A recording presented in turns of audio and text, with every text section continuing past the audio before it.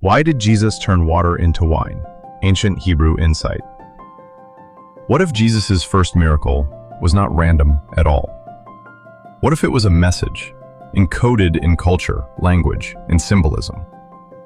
In the Gospel of John, miracles are called signs, from the Greek word semeion. A sign doesn't just solve a problem, it points to a deeper reality. And this first sign reveals the DNA of Jesus' mission. Not just to fix life, but to transform it.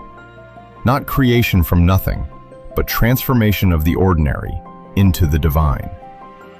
In Jewish thought, the coming of the Messiah was described as a great feast, a banquet filled with rich food and well-aged wine, as written in the book of Isaiah 25:6. So when Jesus provides wine at a wedding, he is quietly declaring, the banquet has begun. The water wasn't random. It was stored in 6 stone jars, used for purification rituals. 6, in Hebrew thought, represents incompleteness, human effort falling short. And these jars were made of stone, the highest standard of ritual purity. But then, Jesus transforms that water into wine. This was not just a miracle, it was a statement. The old system of ritual cleansing is giving way to a new era of joy and grace. In Hebrew culture, wine, Yayin, is never just a drink. It represents simcha, divine joy and blessing, as written in Psalms 104:15, wine that gladdens the heart of man. And in that wedding, running out of wine wasn't a small mistake. It was public shame, a crisis that could even lead to legal consequences.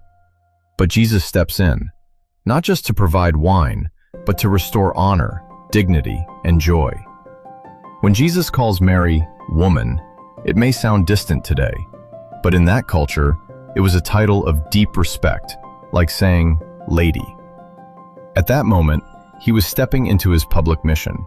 Imagine the scene: cold, heavy, stone jars, rigid symbols of law, and then deep, rich, crimson wine, overflowing with life. This is the message: law to grace, ritual to relationship, emptiness to abundance. This miracle was never just about wine. It was about transformation. The same Jesus who turned water into wine can turn your emptiness into overflowing joy.